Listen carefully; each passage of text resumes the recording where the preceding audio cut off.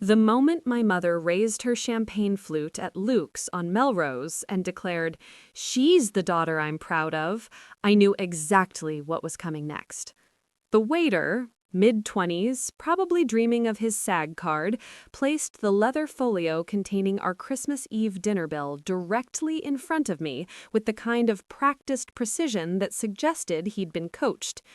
$3,450. My sister Vanessa didn't even pretend to reach for her purse. She just sat there across the table in her Zimmermann dress, that infuriatingly smug smile playing at the corners of her mouth like she was watching her favorite scene in a movie she'd written herself. My mother, Eleanor Ashford Chen, former gallery owner and current professional martyr, had already turned her attention to her phone, fingers flying across the screen as if the bill had nothing to do with her, despite the fact that she'd ordered the most expensive burgundy on the list. My father wasn't there. He was never there anymore, not since the separation that everyone pretended wasn't a separation. He was spending Christmas in Montecito with his business associate, Simone, a 42-year-old sculptor whose installations, according to Vanessa, really spoke to the male existential crisis. The entire table, my mother, Vanessa's husband Porter, who worked in crypto and said disruptive at least 40 times a day, my grandmother, Celeste, who'd flown in from her compound in Santa Fe, and my mother's best friend Diane, who wasn't even family but somehow always ended up at family dinners, they all just waited, watching. The silence stretched out like taffy, sticky and uncomfortable, and I could feel the familiar burn starting in my chest, that acidic mixture of rage and humiliation that I'd been swallowing down since I was 16 years old. I stood up slowly, deliberately, and picked up the leather folio. For a second, Vanessa's smile faltered. Maybe she thought I was actually going to pay it, like I'd paid for the last 4 family dinners, like I'd paid for my mother's emergency roof repair last spring, like I'd paid for Vanessa's baby shower at Shutters, even though Porter supposedly made 7 figures. But instead, I slid the bill across the white tablecloth, right past the scattered rose petals and votive candles, and placed it directly in front of my mother. The sound it made was soft, but everyone heard it. "I think you meant to give this to the daughter you're actually proud of," I said, my voice steady despite the fact that my hands were shaking, because God knows I've never qualified for that title. I grabbed my Saint Laurent clutch, the one luxury item I'd allowed myself this year despite the fact that my bank account was gasping for air, and walked out of that restaurant without looking back. The valets practically tripped over themselves getting my car, probably because they could smell the drama, or maybe because I'd slipped Carlos a 50 when I arrived and told him I might need a quick exit. The drive home to my apartment in Hancock Park, the converted guest house behind a 1920s Spanish colonial that I rented for $3,000 a month, took 12 minutes, and I cried through exactly 9 of them. What they didn't know, what none of them knew, was that I'd spent the last 6 months piecing together a puzzle that was going to blow their perfect little world apart. It started in July when I'd gone to my mother's house in Brentwood to water her plants while she was in Tuscany with Diane, posting Instagram photos of herself in linen tunics looking spiritually renewed. I'd used her desktop computer to print out a recipe. My laptop was dead and I was making a birthday cake for my assistant Riley, and that's when I saw the folder. It was labeled Property Documents, which should have been boring enough to ignore, but something made me click on it. Maybe it was intuition, or maybe it was the 6 years of therapy I'd been through trying to understand why I always felt like I was performing in a play where everyone else had the script, except me. Inside that folder were scanned documents related to my grandmother's estate, specifically about a trust fund that had been set up for both Vanessa and me when we were born. $2 million each to be distributed when we turned 30. I'd turned 31 last April. Vanessa had turned 33 in February. Neither of us had ever seen a single dollar from any trust fund.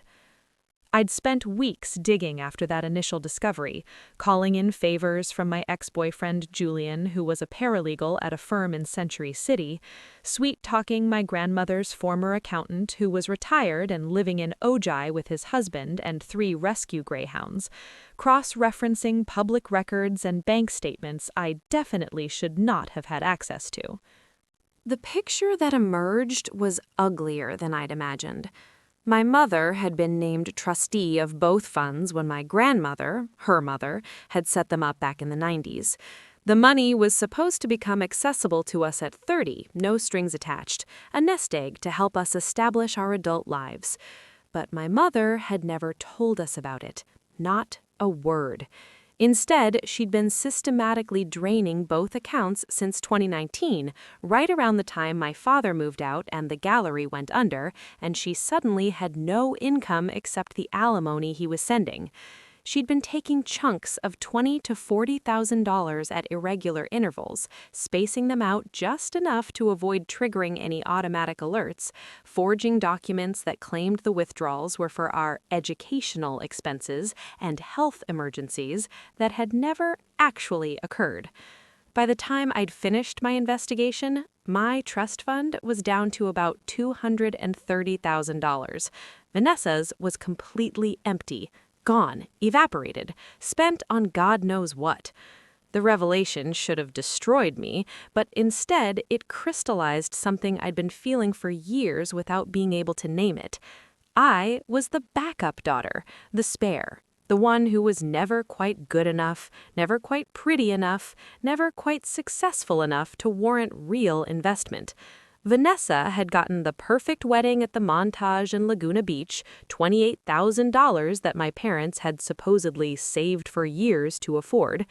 I'd gotten married at 25 to my college boyfriend Tyler in a courthouse ceremony that my mother didn't attend because she had a migraine. That marriage lasted 18 months before Tyler left me for his CrossFit instructor, and my mother's only comment was that I should have worked harder to keep him interested. Vanessa had gotten help with her down payment on the Silver Lake house with the canyon views, a loan from my parents that everyone knew would never be repaid. I'd been told that there was no money available when I'd asked for help starting my interior design business 3 years ago, that I needed to prove myself first. Vanessa's fuck-ups, and there had been many, including a DUI in college that my parents spent $15,000 making disappear, and a failed jewelry line that lost $60,000 of investor money, were framed as learning experiences and finding her path. My mistakes were evidence of my fundamental inadequacy. Christmas morning, I woke up to 17 text messages. 14 were from my mother, ranging from, "We need to talk about your behavior," to, "You embarrassed me in front of my friends," to, "When you're ready to apologize, I'll be waiting." 2 were from Vanessa, "Really mature, Caroline," and "Mom's actually crying, hope you're happy." The last one was from my grandmother, Celeste. "Call me when you get this. Private line. Don't tell your mother." I called her immediately, still in bed, my apartment cold because I kept the heat down to save money. Celeste answered on the first ring, her voice sharp and clear despite being 79 years old. "I'm assuming you've discovered something," she said without preamble. "Otherwise, you wouldn't have made that scene last night. You've never been one for drama without cause."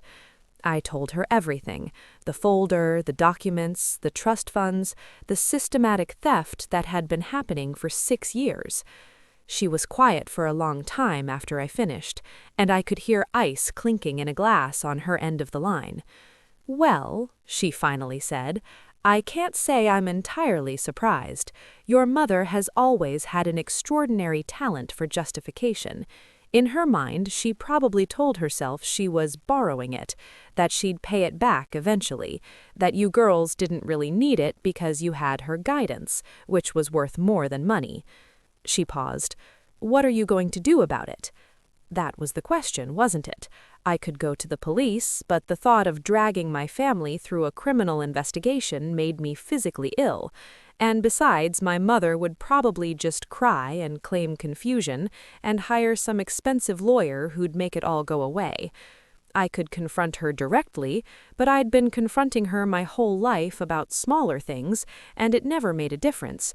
She had a PhD in deflection and an Olympic medal in playing the victim. I could tell Vanessa, but Vanessa would probably just find a way to blame me for not preventing it somehow. "I'm going to take back what's mine," I told my grandmother, "but I'm going to do it my way, and I'm going to need your help." Celeste laughed, this dry, delighted sound. "Oh, darling, I was hoping you'd say that.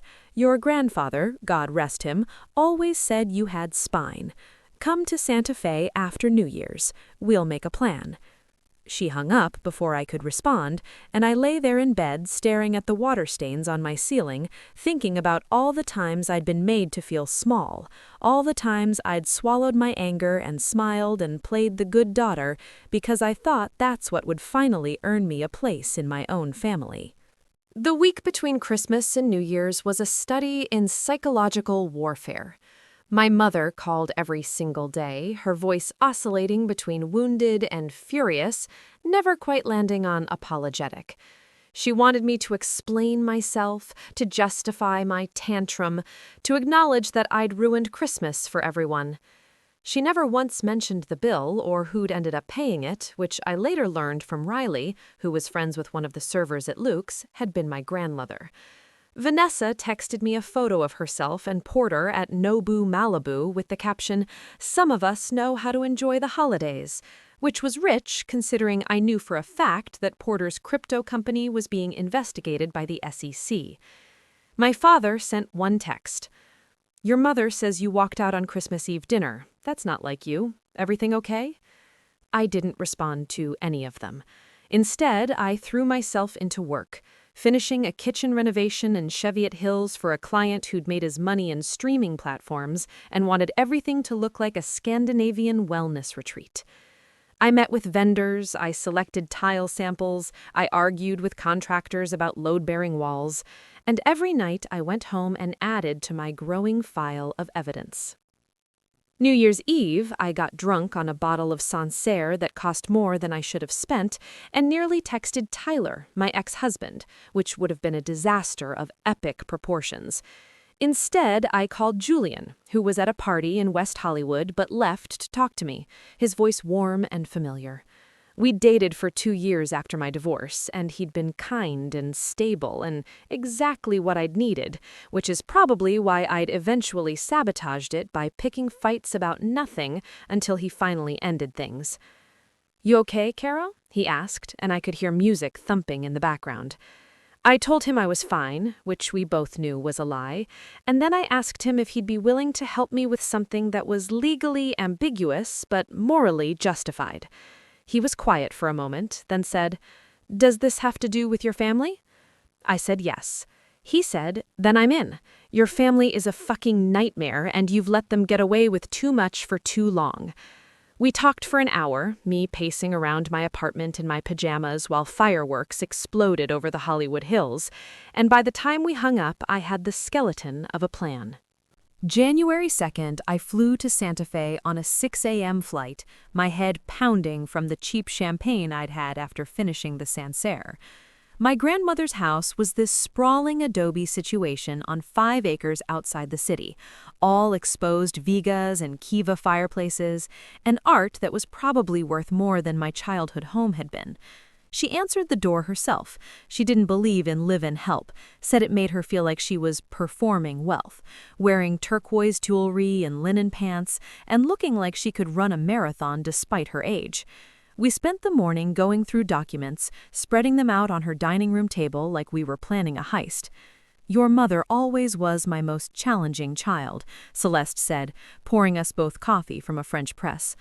"Brilliant, beautiful, but with this hole in her that nothing could fill. Not success, not marriage, not children. She needed to be the center of everything, and when she wasn't, she'd create drama until she was." She looked at me over the rim of her mug. You're not like her. You're like me. You don't need constant validation. You just need fairness. We worked out the details over 2 days. Celeste would contact her attorney, a shark named Patricia, who'd been handling her affairs for 30 years, and have Patricia draw up documents demanding a full accounting of the trust funds and immediate restitution. But here's where it got interesting. New Mexico law, where the trusts had been established, because that's where Celeste had been living at the time, had some very specific statutes about fiduciary duty and embezzlement. If my mother couldn't return the money, and based on her spending habits and the fact that the gallery had closed with debts, she probably couldn't, there were consequences that went beyond just civil liability. We could actually pursue criminal charges if we wanted to, though Celeste cautioned against it. The threat will be enough, Celeste said. Your mother's greatest fear has always been public embarrassment. She'll do anything to avoid it. But that wasn't all. Celeste had been planning to update her will anyway, and she'd decided to make some significant changes. Everything that had been earmarked for my mother, the Santa Fe house, the art collection, the remaining investment accounts, would now be divided between Vanessa and me instead, with me getting the lion's share since my trust fund had been less depleted. I'm 79 years old, Celeste said matter-of-factly. I could live another 20 years, or I could die tomorrow. Either way, I'm not leaving my assets to someone who steals from her own children and then acts like she's the injured party. I flew back to LA on January 4th with a FedEx envelope containing documents that would be delivered to my mother the following morning. I didn't tell her they were coming. I didn't warn her or give her a chance to prepare. I just went about my business, meeting with my client in Cheviot Hills to finalize the backsplash selection, and then grabbing lunch with Riley at John and Vinny's, where we split a pizza and she told me about her nightmare date with a guy who'd spent 2 hours talking about his cryptocurrency portfolio. My phone started ringing at 10:47 a.m. on January 5th. My mother. I let it go to voicemail. She called 6 more times in the next hour. Then Vanessa called. Then Diane. Then Porter, which was unprecedented because Porter and I never spoke directly. I turned my phone off and went to a yoga class in Los Feliz, where I sweated through 90 minutes of vinyasa and tried not to think about what was happening. When I finally turned my phone back on, there were 43 missed calls and 37 text messages. Most were from my mother, increasingly unhinged. How dare you involve lawyers? After everything I've done for you, you're trying to destroy me. This is elder abuse, which was particularly rich considering she was only 62 and Celeste was the actual elder in question. But there was one message that stopped me cold. It was from Vanessa, and it just said, "We need to talk, in person, without Mom. I know things I haven't told you." I stared at that message for a full 5 minutes, my heart doing this weird stuttering thing in my chest. Whatever Vanessa knew, it was big enough that she was willing to break ranks with our mother for the first time in our adult lives. I texted back, "My place, tomorrow, 2 p.m. Come alone." She showed up at 1:53, which told me she was nervous because Vanessa was never early for anything. She looked different somehow, smaller. Her usual glossy confidence dimmed like someone had turned down her wattage. I made coffee, even though neither of us was going to drink it, just to have something to do with my hands. We sat on my couch, the good one I'd found at an estate sale in Pasadena and had reupholstered in navy velvet, and for a long moment neither of us spoke.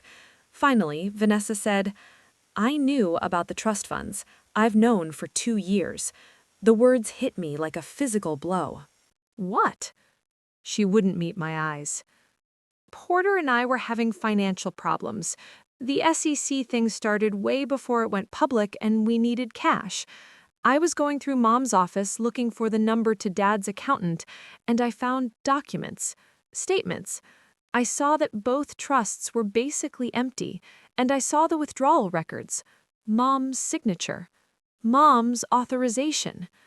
She twisted her wedding ring around her finger, a nervous habit she'd had since childhood. I confronted her. She cried. She said she'd had to borrow from the trusts to keep the gallery afloat after the divorce, that Dad had cut her off financially, that she was going to pay it all back. She begged me not to tell you because you were already struggling so much, and she didn't want to add to your stress. I couldn't breathe. The betrayal from my mother was one thing. I'd almost expected it once I discovered the theft. But Vanessa had known for 2 years. 2 years while I'd been asking my mother for help with business expenses, while I'd been eating ramen to make rent, while I'd been feeling like a failure because I couldn't seem to get ahead no matter how hard I worked. And you just, what, decided I didn't deserve to know? My voice came out flat, emotionless, which was worse than if I'd been yelling. Vanessa flinched. She said she'd split her inheritance with me if I kept quiet. The house in Brentwood, her retirement accounts, everything. She said you'd get the money eventually when Grandma died, but that I needed help now, and she could help me if I just... She trailed off, finally meeting my eyes. I know how it sounds. I know what I am. But Porter and I were drowning, Caroline. The legal fees alone were killing us, and the investigation meant he couldn't work, and I don't know what I thought. That maybe it wouldn't matter? That maybe you were doing okay without it? I stood up, needing distance between us. Through my window, I could see the main house's pool, the owner's dog, a golden retriever named Fitzgerald, splashing around while the housekeeper tried to coax him out. You took a bribe to keep quiet about our mother stealing from both of us, and then you've spent the last 2 years watching me struggle and pretending everything was fine. Do you have any idea how... I stopped, because what was the point? We'd never been close, not really. Growing up, Vanessa had been the shiny one, the one who everything came easy to, and I'd been the serious one, the one who had to work twice as hard for half the recognition. Our mother had played us against each other our entire lives, praising Vanessa to me and me to Vanessa, creating a competition that only one person could win, and neither of us had signed up for.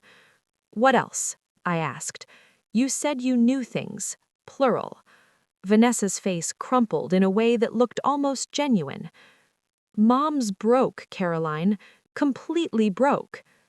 The house in Brentwood is mortgaged to the ceiling, and she's 3 months behind on payments. The alimony from Dad ended last year. It was only for 10 years, and her lawyer sucked, so she didn't get it extended. She's been living off credit cards and borrowing from Diane, who's finally cut her off. The only thing keeping her afloat is the $10,000 a month she's been taking from your trust fund. Without it, she'll lose everything within 90 days. And there it was, the final piece of the puzzle. My mother hadn't stolen from us because she was evil or malicious. She'd stolen because she was desperate and entitled and fundamentally unable to accept that her life hadn't turned out the way she'd planned. She'd been raised with money, married money, spent 40 years never having to worry about anything, and then suddenly at 60, everything had fallen apart, and rather than adjust, rather than downsize or get a job or do any of the things normal people do when they hit financial trouble, she'd just taken what she felt she deserved from the only source available, her daughters. What does she want? I asked, even though I already knew. She wants you to drop it. The lawyers, the investigation, all of it. She'll sign over the Brentwood house to you, let you sell it, and take whatever's left after the bank gets paid. She's calculated it out. If the house sells for its current estimated value, you'd clear maybe $400,000 after the mortgage and fees. Combined with what's left in your trust, that's more than half of what you were originally supposed to get. Vanessa stood up, her hands clasped in front of her like she was praying. She wants me to convince you it's the best deal you're going to get, because if you push forward with criminal charges, she'll lose everything, you'll get nothing, and the whole family will be dragged through the courts and the press, and Dad will cut us both off completely. I thought about my grandmother's face when she'd said, "What are you going to do about it?" I thought about Julian telling me I'd let my family get away with too much for too long. I thought about every time I'd been made to feel less than, every time I'd apologized for things that weren't my fault, every time I'd tried to earn love that should have been freely given. "Tell Mom I'll think about it," I said, walking to the door and opening it in a clear dismissal. "But Vanessa, don't ever come back here." Whatever relationship we had, and honestly, I'm not sure we ever had one, it's over. She left without another word, and I stood in my doorway watching her drive away in her Range Rover that was probably a month away from being repossessed, and I felt nothing except a cold, clarifying fury that had been building for 31 years. That night, I called Patricia, my grandmother's attorney, and told her to proceed with everything: the criminal complaint, the civil suit, the demand for full restitution with interest and penalties. I called Julian and asked him to help me gather more evidence, specifically about the forged documents and the pattern of theft. I called Riley and told her I might need to take a few weeks off from work because things were about to get messy.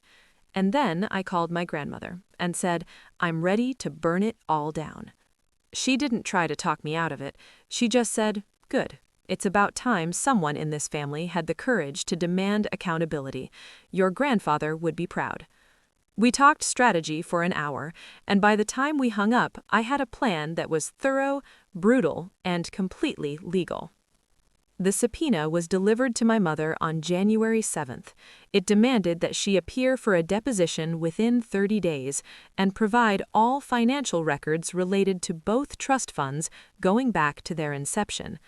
The criminal complaint was filed with the New Mexico Attorney General's office on January 8th, citing embezzlement of trust funds, forgery, and elder financial abuse. The last charge because Celeste was technically the settler of the trusts, and my mother had violated her fiduciary duty to her own mother's estate planning. The civil suit was filed in Los Angeles County Superior Court on January 9th, demanding the full $2 million plus interest, plus legal fees, plus punitive damages for emotional distress. I didn't do any of this because I wanted money, though getting back what was rightfully mine would be nice. I did it because my mother needed to learn that there were consequences for treating people like disposable resources, and I was done being the daughter who accepted crumbs and called it love. My phone rang constantly for the next 3 days, but I didn't answer. My mother left voicemails that devolved from angry to desperate to incoherent. Vanessa texted me photos of my mother crying, like that was supposed to make me feel guilty. Porter sent me an email with the subject line, legal ramifications, that I deleted without reading. Diane left me a message saying I was going to regret this, that family was everything, that I was being cruel for no reason. My father finally called on January 10th, and I actually answered because I was curious what he'd have to say. Your mother called me, he said without preamble. She's hysterical. She says you're trying to put her in jail. I asked him if he knew about the trust funds. Long silence. Then, I knew Celeste had set something up for you girls. I assumed you'd gotten the money when you turned 30. Your mother handled all of that. I told him everything, and to his credit, he listened without interrupting. When I finished, he was quiet for so long I thought the call had dropped. I'm sorry, he finally said. I should have paid more attention. I should have protected you better. After the divorce, I checked out. I let your mother have you girls because she made such a big deal about it, and I thought it was easier. I didn't realize she was... He stopped. Do you need money? I can help. I told him I didn't want his money, I wanted justice, and that if he really wanted to help, he could stop taking my mother's calls and let her face this alone.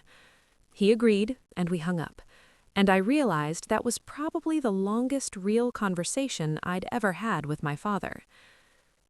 January 14th, my mother's attorney, some guy named Richard from a mid-tier firm in Beverly Hills, sent a settlement offer.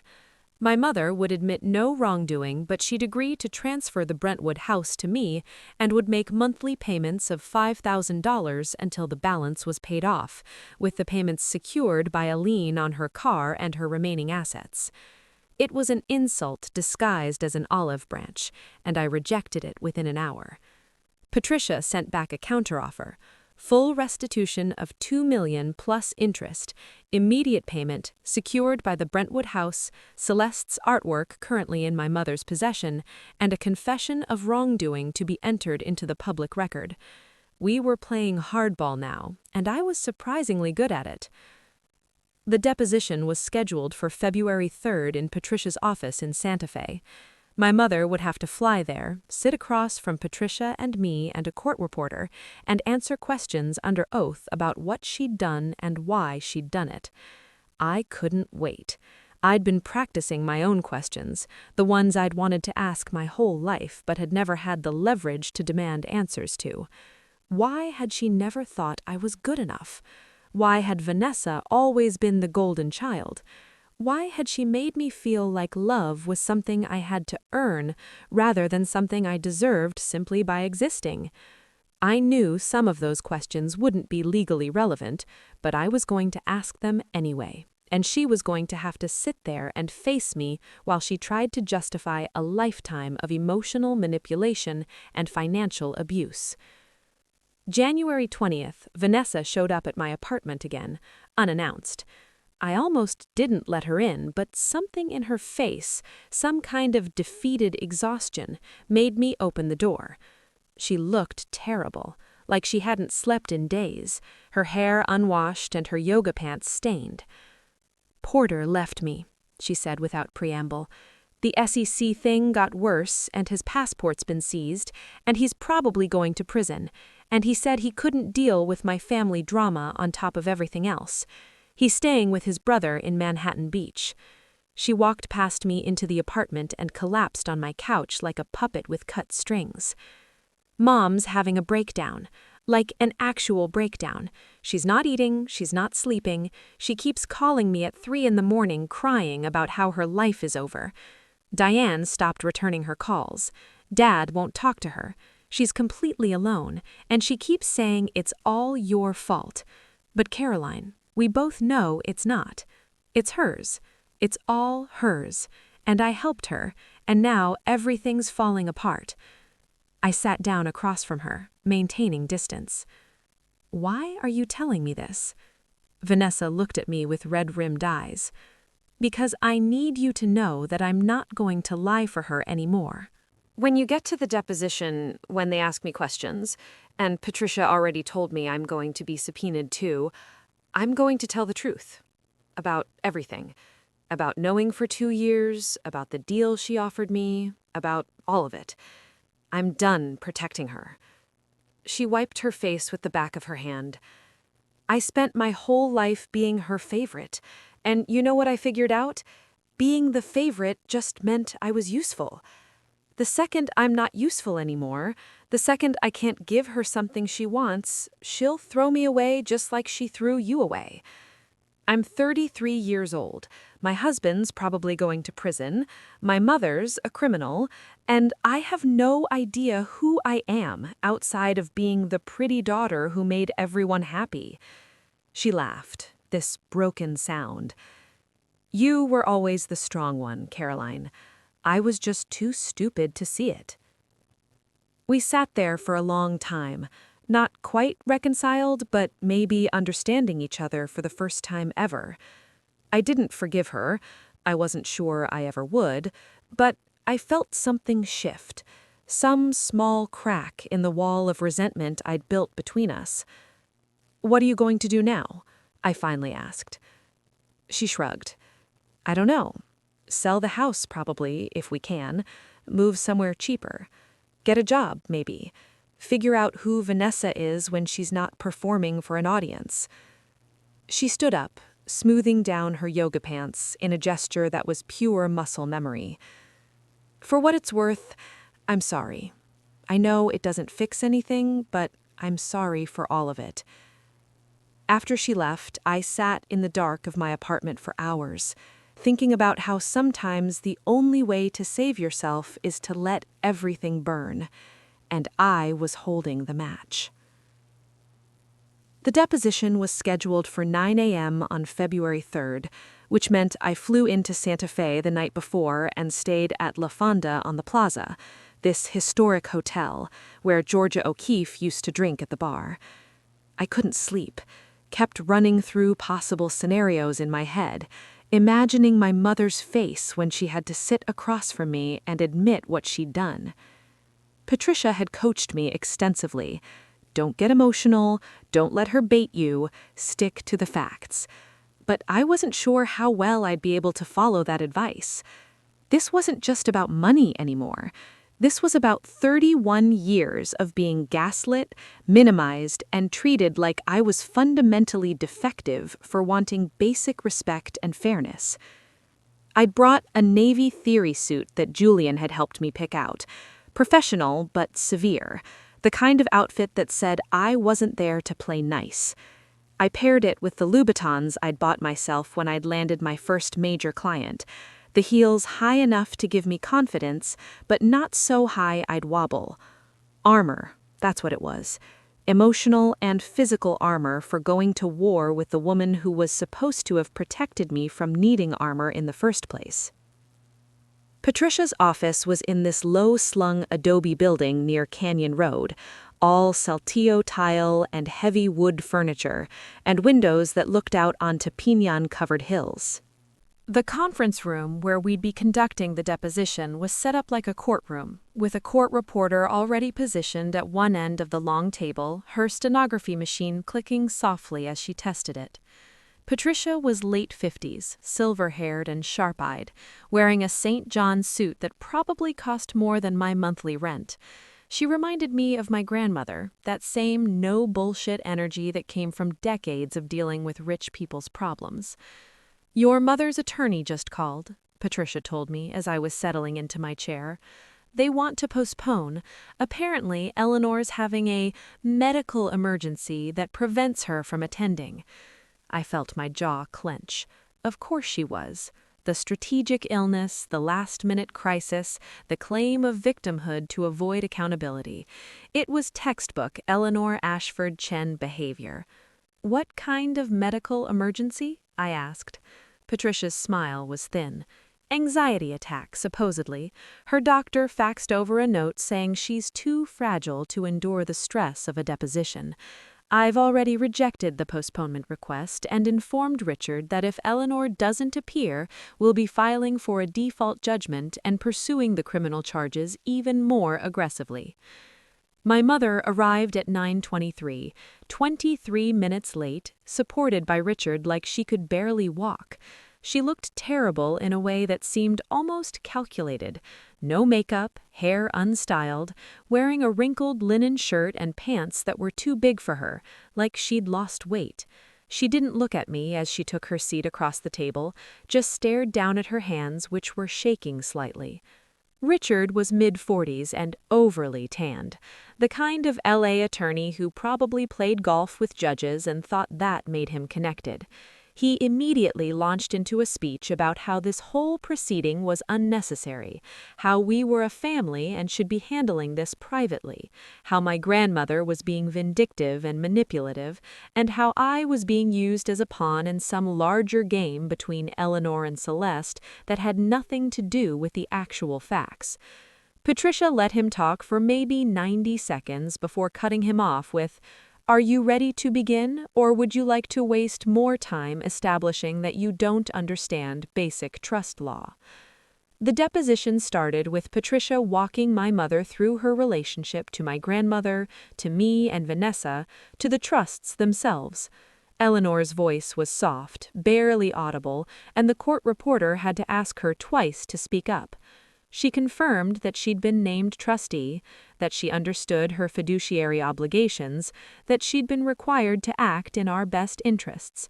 Then Patricia started asking about specific withdrawals, pulling up bank statements and authorization forms, and watching my mother's face as she was confronted with her own signatures, her own lies. "Can you explain this withdrawal of $35,000 on March 12, 2021, which was authorized with a note saying it was for Caroline's medical expenses?" Patricia asked, her voice clinical. "What medical expenses were those?" My mother's eyes flicked to me for the first time, and I saw something that looked almost like pleading. I don't recall the specific," she started. Richard put a hand on her arm, leaned over to whisper. Something. Patricia waited, patient as a cat watching a mouse hole. I don't recall the specific situation, my mother finally said, but I'm sure there was a valid reason. Patricia pulled out another document. According to Caroline's insurance records, which we've subpoenaed, she had no medical expenses exceeding standard preventative care in 2021. So I'll ask you again, what medical expenses were you referring to when you withdrew $35,000 from her trust? The silence stretched out. My mother's hands were trembling harder now, and she twisted them together in her lap. I needed the money, she finally whispered.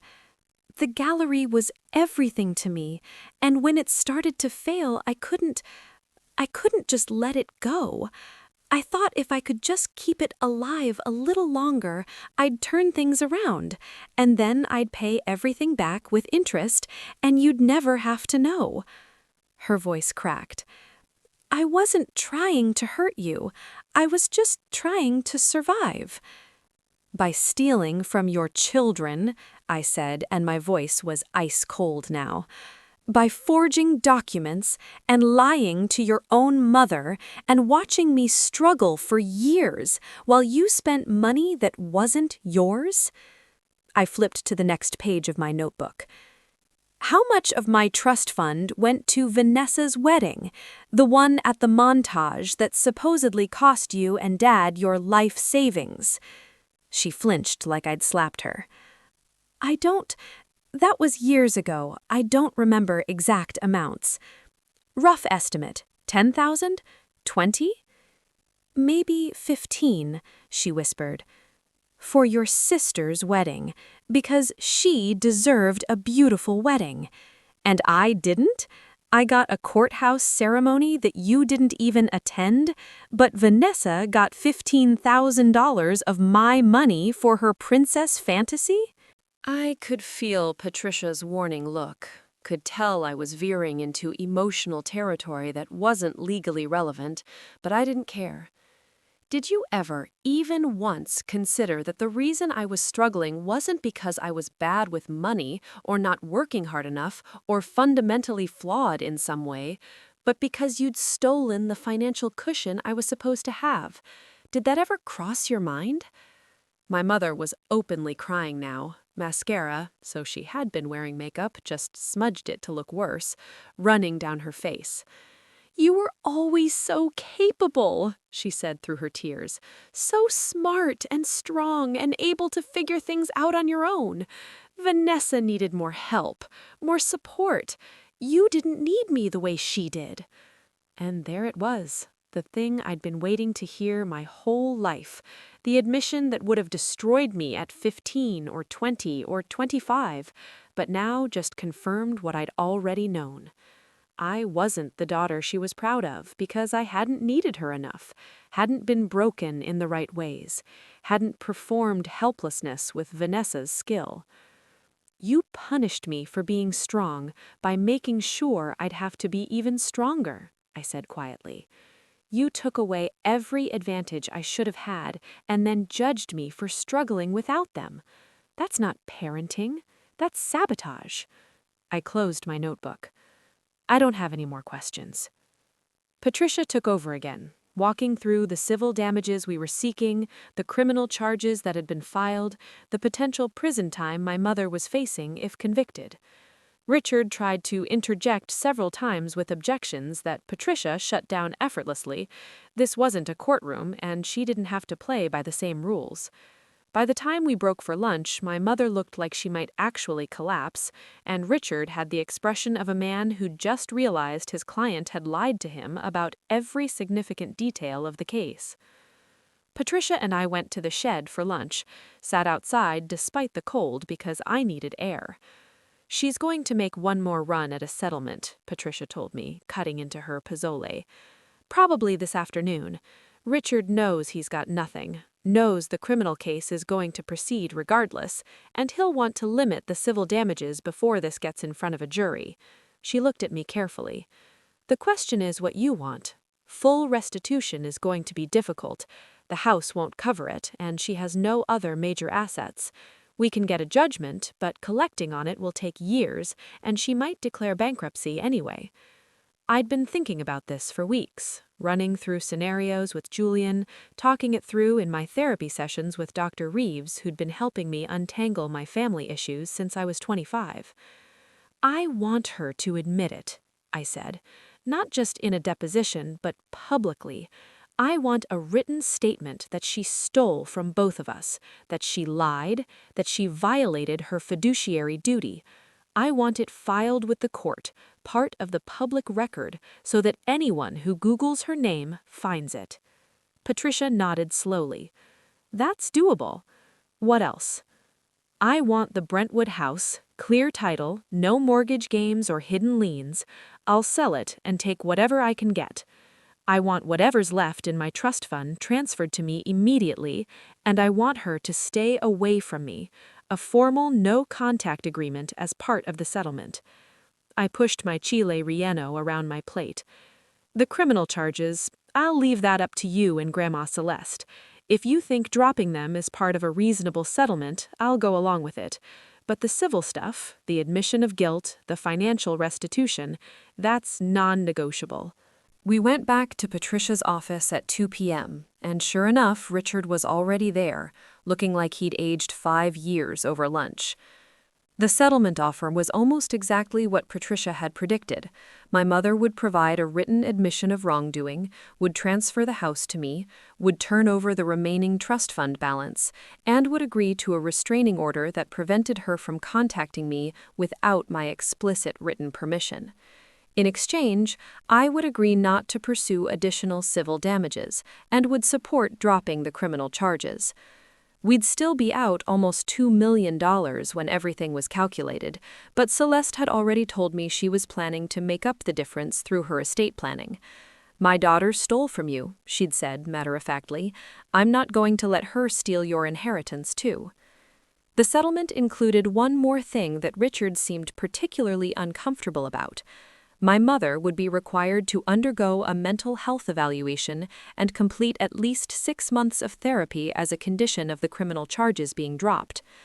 My client feels this is intrusive and unnecessary, Richard said, not quite meeting Patricia's eyes. Patricia smiled. Your client is facing up to 10 years in prison for embezzlement. I'd say 6 months of therapy is getting off light. I read through the settlement agreement 3 times, Patricia explaining each clause and its implications. The admission of wrongdoing was explicit and comprehensive.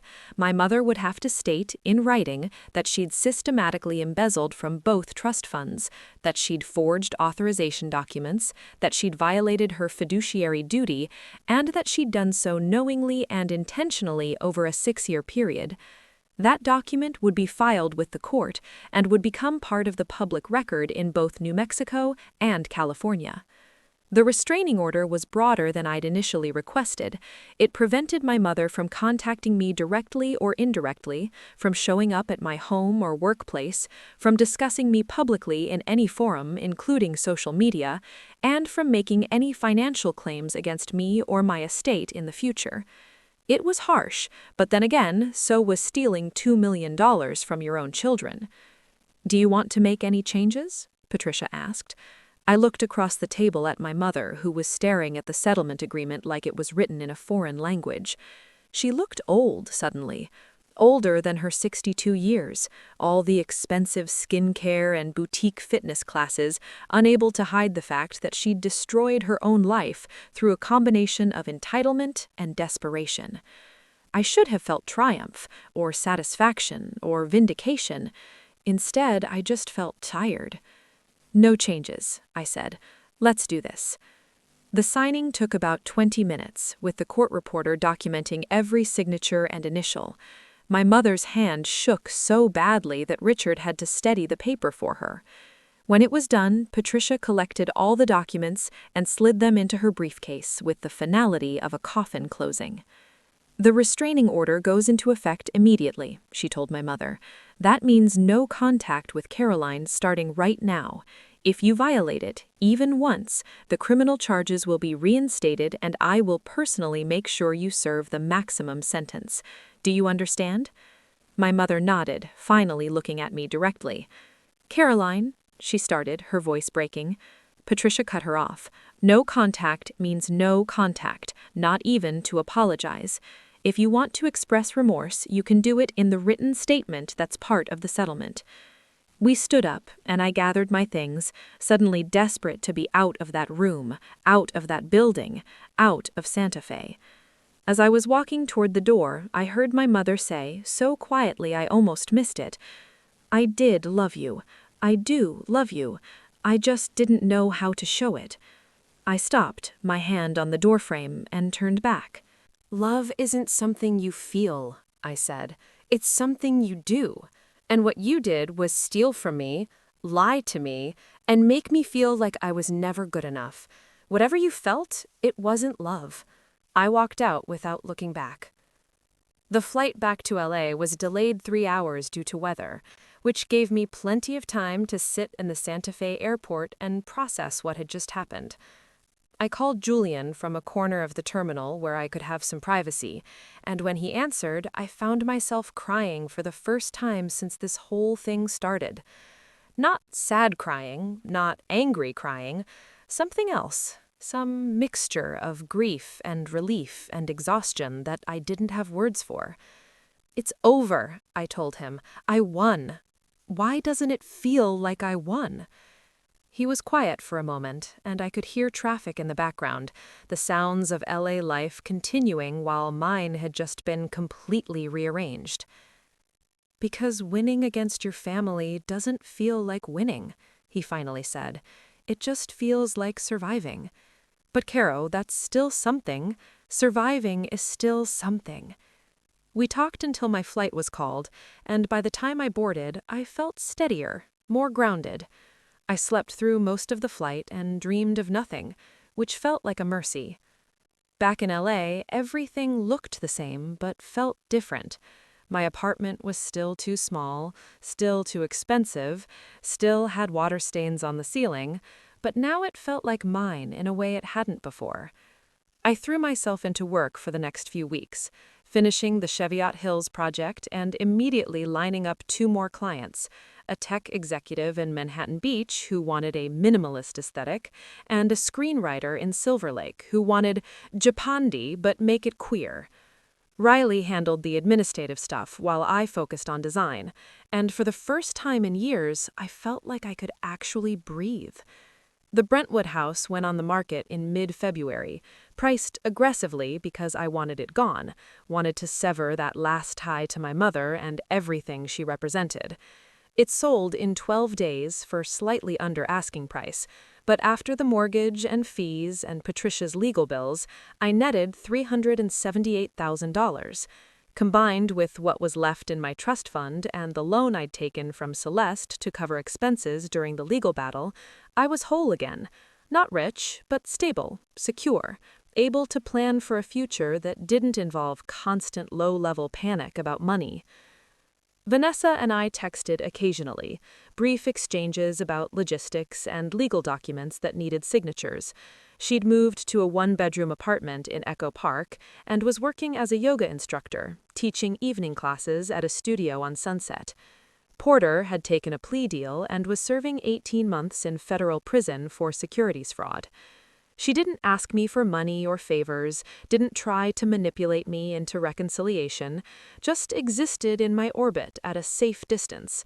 I appreciated it, appreciated that she seemed to understand we needed space before we could figure out if there was any relationship worth salvaging. My father sent me a check for $50,000 in March, with a note that said, "This should have come from the trust fund years ago. I'm sorry I wasn't paying attention." I deposited it without guilt, figured it was the least he could do after a lifetime of choosing the path of least resistance.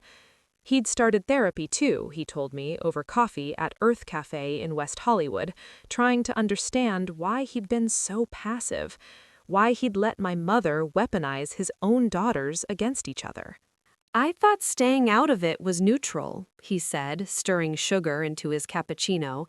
But there's no such thing as neutral when someone's being hurt. I was just a different kind of complicit. April brought my 32nd birthday, and I celebrated by taking myself to Sicconi's for dinner alone, sitting at the bar and eating pasta and drinking wine and reading a novel about women in the Algerian War of Independence. The bartender asked if I was waiting for someone, and I said no, I was just enjoying my own company, and he nodded like that made perfect sense. Halfway through my second glass of wine, a woman about my age sat down next to me. Sleek bob, architectural jewelry, the kind of confident style that suggested she worked in something creative. We ended up talking for 2 hours about design and family and the particular challenges of being a woman in LA who was trying to build something real in a city built on illusion. Her name was Sophia, and she was a landscape architect working on a project in Malibu. We exchanged numbers, and 2 weeks later I met her for drinks, and 2 weeks after that we had dinner, and suddenly I was dating again for the first time since Julian, and it felt natural instead of forced. She didn't ask about my family, didn't pry into my history, just met me where I was, and seemed content to see where things went. May was when I got the message I'd been half expecting and half dreading. It came through Patricia. My mother wanted to know if we could talk, if I'd be willing to consider reducing the restraining order to just a no-contact agreement that would allow for mediated communication through a therapist. She'd been in therapy for 3 months, the message said, and was making progress, and her therapist thought it might be healing for both of us to have a conversation with professional support. I sat with that request for a week, talked it through with Dr. Reeves, asked Sophia what she thought, even though she barely knew the context. The question, Dr. Reeves said in one of our sessions, isn't whether your mother deserves forgiveness or communication. The question is whether you want it, whether it would serve you in some way. I thought about that a lot, about what I actually wanted versus what I'd been conditioned to think I should want. I'd spent so many years believing that being a good daughter meant being endlessly forgiving, endlessly accessible, endlessly willing to give my mother chances to hurt me again. In the end, I told Patricia to tell my mother's attorney that I wasn't ready, that maybe I'd never be ready, and that I needed her to respect that without making it about her needs or her healing journey. I was allowed to close the door on a relationship that had caused me harm, even if that relationship was with my mother. I was allowed to prioritize my own peace over someone else's redemption arc. It wasn't cruel, it was self-preservation. Patricia delivered the message, and I waited for the guilt to hit, for the voice in my head that said I was being cold or unforgiving, or somehow failing at being human. But it didn't come. I just felt clear, certain, like I'd finally figured out what boundaries actually meant instead of just talking about them in therapy. The restraining order stayed in place, and my mother stayed out of my life, and I discovered that the absence of her chaos was louder and more peaceful than I'd ever imagined possible. June, my grandmother came to visit, stayed in the main house that my landlords had just renovated with my design help. We spent a weekend going through her jewelry collection. She wanted to start distributing pieces while she was still alive, she said, rather than leaving everything to be fought over after she died. She gave me her mother's engagement ring, this Art Deco emerald that had been sitting in a safe deposit box for 40 years. Your great-grandmother wore this when she ran a speakeasy in Kansas City during Prohibition, Celeste told me, sliding it onto my finger where it fit perfectly. She was tough as nails, didn't take shit from anyone, and died at 93 with all her faculties intact and a whiskey in her hand. You remind me of her. We sat on the renovated patio drinking gin and tonics while Fitzgerald, the golden retriever, tried to convince us to throw his tennis ball. And Celeste told me stories about her own mother, about the fights she'd had with Eleanor over the years, about the ways she'd failed as a parent too. I was too hard on her, Celeste said, watching the sun set over the Hollywood Hills. I pushed her to be independent and tough, and when she couldn't handle it, when she crumbled under pressure, I didn't know how to help her. I just got disappointed. She turned to look at me. That's not an excuse for what she did to you, but it's context. We all fuck up our kids in different ways, and then they fuck up their kids, and on until someone has the courage to break the cycle. Is that what I'm doing? Breaking the cycle? Celeste smiled. You're refusing to pass on the damage. That's the first step. The second step is figuring out what you actually want to build instead of just knowing what you want to avoid. We talked about my business, about Sophia, about the possibility of me moving to a bigger space now that I could actually afford it. Celeste mentioned that she was thinking about buying a small house in LA for when she visited, something in Los Feliz or Silver Lake, and would I be interested in managing the property and staying there rent-free in exchange for handling maintenance and keeping it occupied. It was exactly the kind of practical generosity that Celeste specialized in, help that didn't feel like charity, that came with clear boundaries and expectations.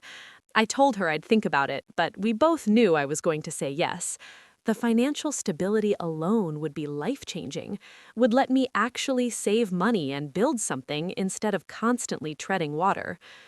July brought news that my mother had moved to Sedona, Arizona, renting a small house and working at an art gallery there. Vanessa told me this over coffee in Echo Park, the first time we'd seen each other in person since the deposition. She looked healthier, her face less drawn, her eyes clearer. She seems, I don't know, smaller? Vanessa said, stirring oat milk into her coffee. She's not posting on Instagram anymore. She's not trying to maintain appearances. She just goes to work and goes to therapy and goes home. Diane says she's unrecognizable. I didn't ask how Vanessa knew all this, since she was also supposed to be maintaining distance. Figured she was figuring out her own boundaries in her own way. Do you miss her? I asked, genuinely curious. Vanessa thought about it for a long time. I miss the idea of her. I miss having a mom who I could call about stupid things or ask for advice. But the actual her, the person who pitted us against each other and stole from us and made everything about her suffering? She shook her head. No, I don't miss that. I'm glad she's getting help, and I hope she finds some kind of peace, but I don't miss her. We sat in silence for a while, watching people walk past on the street, the neighborhood slowly gentrifying around us in that uniquely LA way where coffee shops got fancy and rents doubled and long-time residents got pushed out. I'm sorry, Vanessa said suddenly. I know I've said it before, but I'm sorry for choosing wrong when it mattered. I'm sorry for taking the bribe and staying quiet. I'm sorry for being jealous of you for stupid reasons and treating you like competition instead of family. I'm sorry for all of it. I believed her this time, in a way I hadn't before. Maybe it was because enough time had passed, or maybe it was because I'd done enough therapy to understand that people could be genuinely remorseful and still not be safe to let back into your life. I'm not ready to be close, I told her. I don't know if I ever will be, but I don't hate you anymore, and that's something. She nodded, wiping her eyes with the back of her hand. That's more than I deserve. We finished our coffee and went our separate ways, and I thought about how sometimes forgiveness wasn't about reconciliation or rebuilding. Sometimes it was just about releasing the poison so it stopped hurting you. August, Sophia and I took a trip to Big Sur, stayed in one of those cabin situations perched on a cliff overlooking the ocean. We hiked and ate at Nepenthe and watched the sunset from the hot tub, and one night, lying in bed with the windows open and the sound of waves crashing below, she asked me what I wanted my life to look like in 5 years. I realized I didn't have an answer, not because I hadn't thought about the future, but because I'd spent so long just trying to survive that I'd never let myself dream about thriving. I want my business to be successful enough that I can be selective about clients, I said slowly, thinking it through as I spoke. I want to own property instead of renting. I want relationships that feel reciprocal and honest. I want to wake up and not immediately feel anxious about money or family or whether I'm good enough. I want peace, I think. Just peace. Sophia kissed my shoulder. That's a good goal. Underrated, even. Everyone wants excitement or success or recognition, but peace? That's the real luxury. We fell asleep like that, tangled together, and I had the first dreamless sleep I had in months. September marked 1 year since I'd discovered the folder on my mother's computer, 1 year since I'd started this whole process of burning down everything that was dysfunctional and toxic in my family. Patricia sent me a final accounting of the settlement, everything documented and closed, the criminal case officially dismissed in exchange for my mother's compliance with all the terms. I'd ended up with just over $600,000 after all the legal fees and expenses, which was nowhere near the $2 million I should have had, but was more than enough to change my trajectory. I put half in investments that Julian helped me set up, kept the other half liquid for the business and living expenses. Celeste bought the Los Feliz house she'd been looking at, a 1940s gem with original tile work and a casita in the back, and I moved in at the end of September, my first space that felt truly mine. I set up the casita as my office, finally having a dedicated place to meet clients and work on designs, and the main house became somewhere I could actually breathe, where I could cook dinner without the smell of old pipes, and have people over without being embarrassed. October, my business officially broke even for the first time, with 3 ongoing projects and 2 more lined up for early 2026. Riley was basically running the administrative side now, and I was thinking about making her a partner, giving her equity in exchange for her loyalty and competence. We celebrated with champagne on my new patio, Fitzgerald visiting from the main house to beg for treats, and Riley said, "You know what's wild? A year ago, you looked like you were barely holding it together. Now you look like someone who's actually living instead of just surviving." It was true. I'd stopped checking my bank account every day with dread. I'd stopped apologizing for things that weren't my fault. I'd stopped trying to earn love from people who'd made it clear I'd never be enough. I'd stopped performing, stopped pretending, stopped trying to fit myself into a shape that would make other people comfortable. I'd just started being myself, flawed and complicated and sometimes difficult, and discovered that was not only acceptable but actually valuable. November, Vanessa invited me to her birthday dinner. Small thing, just her and a few friends from her yoga studio, nothing fancy. I almost said no, felt that familiar resistance to engaging with anything family adjacent, but then I thought about what Dr. Reeves had said about the difference between boundaries and walls, about how boundaries were flexible and intentional, while walls were rigid and fear-based. I could have dinner with my sister without it meaning I'd forgiven everything, without it meaning we were going back to some previous dynamic. I could show up for her birthday and still maintain the distance I needed. So I went, brought an expensive candle from a boutique in Silver Lake, and spent 3 hours eating tapas in Los Feliz with Vanessa and women I didn't know, who told stories about their yoga practice and their toxic exes and their dreams of opening wellness centers. It was fine, not transcendent, but not painful, just normal in a way that felt almost revolutionary. After dinner, walking back to my car, Vanessa caught up with me. "Thank you for coming," she said. "I know it was probably weird, and I know we're not okay yet, maybe not ever, but I'm glad you were there." I nodded, unlocking my car. "I'm not trying to be cruel by keeping distance," I told her. "I'm just trying to protect something in me that I've spent too long letting people damage. It's not personal." She smiled, sad but understanding. "It is personal. That's what makes it hard. But I get it, I think. For the first time in my life, I actually get it." We hugged briefly, and then I drove home through LA traffic, the city glittering around me, full of people who were also trying to figure out how to be whole in a world that was constantly breaking them into pieces. Christmas Eve, exactly 1 year after the dinner at Luke's that had started everything, I was invited to Celeste's house in Santa Fe for a small gathering. Just her and her partner Judith, a retired professor who'd moved in over the summer, and me and Sophia, who'd agreed to come despite being terrified of meeting my family. We cooked dinner together in Celeste's massive kitchen, played Scrabble after eating, drank wine that Judith selected from her collection with elaborate explanations about terroir that made Sophia's eyes glaze over. It was easy, warm, uncomplicated, the kind of family gathering I thought existed only in movies or other people's lives. As we were cleaning up, Celeste pulled me aside into her studio, where she was working on a series of watercolors inspired by New Mexico light. She said, "I'm proud of you," and unlike when my mother had used those words, these ones felt real, earned, true. Not just for standing up to Eleanor, although that took guts, but for everything after. For building a life that's actually yours instead of just reacting to what was done to you. That's the harder work, and you're doing it. I felt tears starting, but they were good tears, grateful tears. I don't know if I would have survived without you, I told her, without knowing that at least one person in this family saw me and thought I was worth protecting. Celeste pulled me into a hug, this fierce, tight thing. You've always been worth protecting. The tragedy is that your mother was too broken to see it. But her blindness doesn't define your value. Remember that.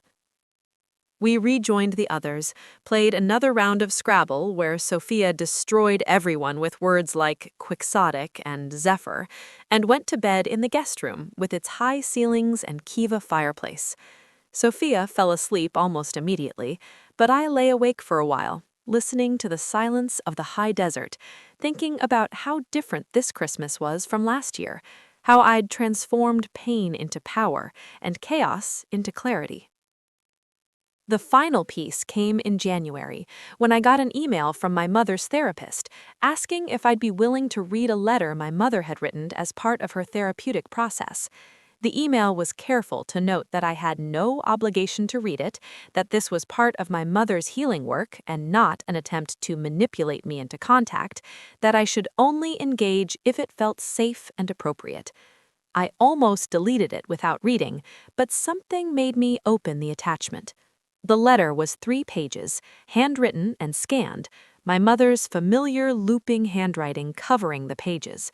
She didn't make excuses or try to justify what she'd done. She just acknowledged it. All of it. The theft, the manipulation, the favoritism, the way she'd made me feel inadequate my entire childhood because she couldn't handle her own inadequacy. She wrote about her own childhood, about growing up with Celeste's impossible standards and her father's emotional distance, about marrying my dad because he was safe and building a life that looked perfect from the outside while feeling empty inside. She wrote about how the gallery failing had destroyed her sense of identity, how she'd tied her worth to external success, and when that disappeared, she'd panicked and made choices that were selfish and harmful. She wrote about being in therapy now, about slowly understanding that love wasn't ownership or control, that being a mother meant sometimes putting your children's needs ahead of your own, even when it was hard, that she'd failed at that fundamental task and had to live with that failure. The last paragraph was the one that made me cry. I don't expect your forgiveness, Caroline. I don't even know if I deserve it. But I want you to know that I see now what I couldn't see before, that you were always enough, more than enough. You were the strong one, the resilient one, the one who would have been fine without me, but you shouldn't have had to be. You deserved a mother who protected that strength instead of exploiting it, who celebrated your resilience instead of taking it for granted. I can't give you back the years I took from you, can't undo the damage I did. But I can tell you this, you were right to walk away. You were right to demand accountability. You were right to choose yourself. I hope wherever you are, whatever you're building, you're finally getting the peace you always deserved. You were always the daughter I should have been proud of. I was just too lost in my own pain to see it. I read the letter 3 times, each time feeling something different. Anger, grief, a weird kind of closure. I didn't respond, didn't reach out, didn't try to initiate contact. But I saved the letter in a folder on my desktop, something I might look at again someday or might never open. The point wasn't whether my mother had actually changed or whether, but I can tell you this: you were right to walk away. You were right to demand accountability. You were right to choose yourself. I hope wherever you are, whatever you're building, you're finally getting the peace you always deserved. You were always the daughter I should have been proud of. I was just too lost in my own pain to see it. I read the letter 3 times, each time feeling something different. Anger, grief, a weird kind of closure. I didn't respond, didn't reach out, didn't try to initiate contact. But I saved the letter in a folder on my desktop, something I might look at again someday or might never open. The point wasn't whether my mother had actually changed or whether her remorse was genuine.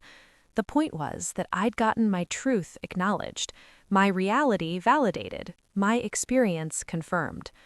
After a lifetime of being told I was too sensitive, too demanding, too difficult, someone had finally said, "You were right."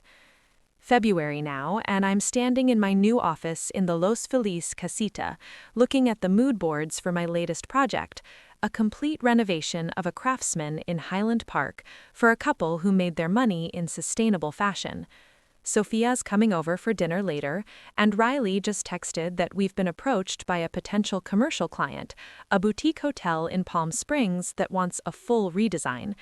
My bank account is stable, my business is growing, my relationship is healthy, my living situation is secure. I have a therapist I trust, a grandmother who gets me, a sister I'm slowly rebuilding something with, and a future that feels open instead of predetermined. I'm not in contact with my mother, and I don't know if I ever will be. That door isn't locked, I could open it if I wanted to, but right now I'm content to leave it closed. Maybe that makes me cold or unforgiving in some people's eyes. Maybe they'd say I should be the bigger person, should extend an olive branch, should prioritize family reconciliation over personal peace. But I've learned that the people who say that are usually the people who've never had to protect themselves from their own family. They're the ones who got safe parents and stable childhoods and the luxury of taking healthy relationships for granted. I'm 32 years old, and I'm still figuring out who I am outside of the roles I was assigned: the difficult daughter, the backup child, the one who wasn't quite good enough. But here's what I know so far. I'm an interior designer with an eye for light and space. I'm a friend who shows up when it matters. I'm a partner who's learning how to be vulnerable without being destructive. I'm a woman who finally chose herself, after a lifetime of choosing everyone else. The woman I'm becoming doesn't need her mother's approval to know she's valuable. She doesn't need external validation to feel worthy. She doesn't need to light herself on fire to keep other people warm. That Christmas Eve dinner at Luke's, when I slid the bill back across the table and walked out, wasn't just about refusing to pay for one more thing I didn't owe. It was about refusing to pay for everything I'd never owed: my mother's happiness, my sister's comfort, my family's dysfunction. It was about finally sending the bill back to its rightful owner and saying, "This is yours to deal with, not mine." And the silence that followed, the silence that the whole room heard, that was the sound of me finally finding my voice, claiming my space, demanding my worth. That was the sound of breaking free. That was the sound of winning.